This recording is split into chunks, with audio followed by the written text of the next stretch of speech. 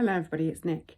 I wanted to talk about fear today. So I'm really intrigued by fear. I live with a lot of fear in my own life, and it manifests itself in high levels of anxiety about seemingly insignificant things, lots of disproportionate responses, some very interesting behaviours that I observe in myself.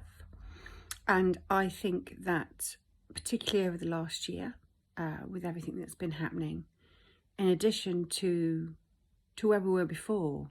So what I mean by that is, I think the discussion around mental health, I think the level of anxiety and depression is at the highest level we've ever known, or is it that simply we're starting to talk about it more now? That's a question in its own right, but I think the facts tell us that it is, and yes, it is talked about more. Yes, there are still definitely stigmas and prejudices around it, but we are moving in the right direction. I do believe with it. I certainly feel able to talk about my challenges, and I do wonder actually if a lot of the human condition is something that we should take care of. I was speaking to a friend the other day, and she said, just like we look after our physical body and we have our GP, we should probably all have a therapist. And there is something in that. Why wouldn't we look after our mental health? And I think that there are so many that have been, up until the pandemic hit, certainly so much to distract us. It just keeps our mind off it. It's just like background noise. And then, I found that very often certain events would happen in my life, and they would trigger it, and that background noise would break through. Gosh, struggling with my words today. The background noise would then break through, and I would become too overwhelmed by it. And a lot of people would say, "Oh, was that when you had a breakdown?" And I think we need to be careful with the labels we attach to these things, because what were they, breakdowns, or were they periods of genuinely being overwhelmed? Was that a perfectly normal reaction to the level of stuff that individuals may be dealing with at any point in time? Lots of very interesting conversations. And then along comes the pandemic, and a lot of our distractions are whipped away from us overnight, in addition to which the level of fear that we are plunged into is something that we've never known before. And then we're a little bit in and out of lockdown, and it's a prolonged period of time. And even something as simple today, I have really taken a big step back from social media, because and the news, because I just found it too overwhelming. It's just too much noise, just too much noise. And at some point in all of this complexity and fear, you have to find the space to be able to listen to your intuition, and to be able to find some way to carry on your life as best as you can. So I have stepped back from it quite a lot, actually, but I do have a brief glimpse, and if something catches my eye, then fair enough. Maybe 5 or 10 minutes a day, right? Well, this morning I had a brief glimpse, and yet again, it's the second time I've seen it. There have been some local warnings where I live about people being seen or feeling that they're being followed, because lots of dogs are being stolen. So even something as simple as me taking my dogs out today, or letting my dogs out, to play in the garden, has now got fear-based narrative around it. And that is a really simple thing, right? Taking your dog out for a walk. So now I'm thinking about the route I take, and what precautions I need to take. And it doesn't feel very nice at all. But the point of all of this is to say that I am very, very intrigued by fear. I had 3 examples today, 3 points of anxiety, and I've been really trying to observe myself. 3 points of anxiety. So to give you an example of how fear manifests for me, I had on my list to ring the local hospice, because I am undertaking some tender loving care courses. And I am starting my soul midwifery training. For those of you that don't know, that is about, it's about supporting people and their families who are dying. It's about supporting people with death. So like we have a midwife that brings life into a world. We have soul midwives that help souls depart the world to enter their next adventure. And I've just done my initial training, and I called, on my list was to call the local hospice to see whether there would be a way I could volunteer, because I do need to have lots of practical experience, and I have an awful lot to learn in this area. And that caused anxiety. Why did that cause anxiety? Because there was a fear that sat behind the anxiety, and that fear was actually at its heart fear of rejection. What if they don't want me? What if there isn't a role I can carry out? What does that say? Another fear was, I had anxiety. The call I had on my list was to ring the orthodontist for my son, because we've been waiting, 18 months now for him to be seen.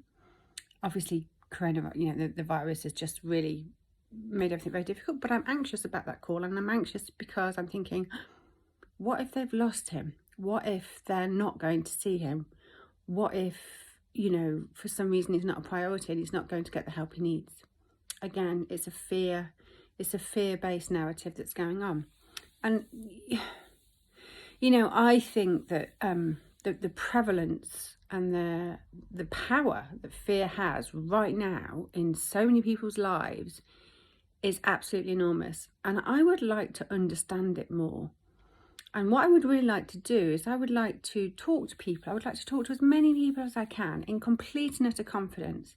And I would just like to ask some questions about how they may be experiencing fear, how it drives our behaviours, how it is impacting and limiting our lives. Because I think collectively, we may just well have the answers between us. I think if we can understand fear more and really get to the root causes, we can really start to empower ourselves to be able to live with it. Because I don't think you can make fear go away. I don't think it's a matter of banishing it. It's just, we're just constantly in this awful chase scenario of trying to get away from the fear. I think the healthier approach is to actually recognize the fear and almost to invite it for dinner and get to know it and have an intimate conversation with it. So that when fear presents itself, because at its heart, fear for me it's my fragility, it's my vulnerability, it's all of those parts about me that may have been wounded or don't quite know how to trust or to be. So really, if anything, fear really needs to be nurtured and looked at and understood, so that I can say, okay, I get the fact that you're scared about that, Nick, but let's try and put some perspective and context on this, and let's try and put some practical stuff in place that means that fear can come along with me on the walk with the dogs later, but it does so in a position that is not going to limit or constrain me. It does so in a way that can be constructive. So because any kind of feeling, whether it be fear, anger, resentment, any of these negative feelings, they're still energy. It's just, how are we using it? Is it being used in a negative way to limit us? Or can we find a way to understand it and therefore change the way that energy is used?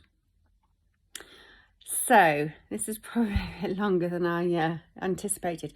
And interestingly, another fear was when I started doing this vlog, oh God, I look really rough today. I'm actually really tired. I think it feels, for those of you that may not have watched a lot of my other stuff, I talk a lot about my menopause, which is a challenging phase of life for me.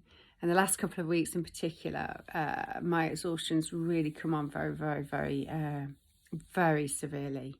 I'm actually just waiting to get an update with my consultant on Sunday about some of the stuff we might need to change. And I do wonder whether the level of, I feel anxiety on a daily basis at the minute, and I'm sure a lot of you do, with the world we're living in. I think it has had an impact on my hormonal balance, and the result of that is I'm really struggling with my exhaustion. I'm not being able to get through the day at the minute without having to take rest. And I am blessed that I'm in a position to do that. I know a lot of women aren't in a position to do that, and it is a real challenge. But the fear was, oh God, I look really knackered and shit. And what will people think?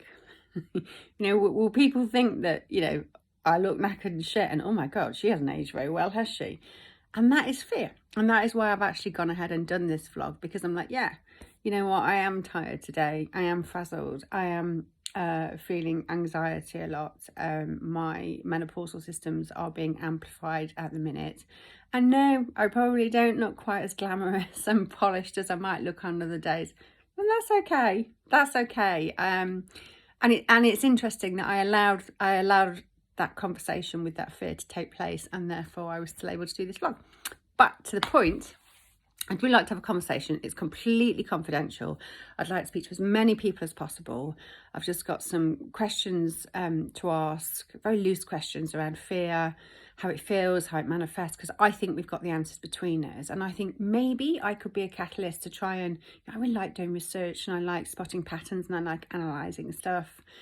It's my background. I'm a management consultant. I'm used to doing that kind of analytical stuff. And I'm thinking, why don't I try and use these skills to really do something we could all benefit from right now? So I would like to really research and look into fear in much more detail. It's a completely confidential, psychologically safe conversation with me. It's just between the two of us. And it would really help me create some insights which I could share, not at an individual level at all, just very much as these are the results of my research in totality. But it would be fantastic if you would like to contribute, and if you've got, I think, probably around half an hour that you could spare to have a conversation with me. You don't have to answer anything you're not comfortable with. You don't have to share anything you're not comfortable with at all. To help me be able to analyze this a little bit more, in the hope that I can create something that might help us all be able to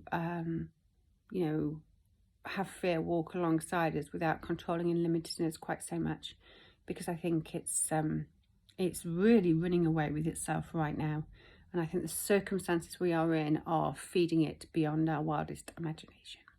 So please do reach out to me.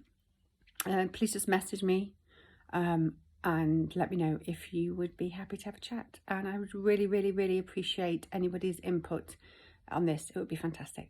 Thanks so much. Take care. All the best. Bye.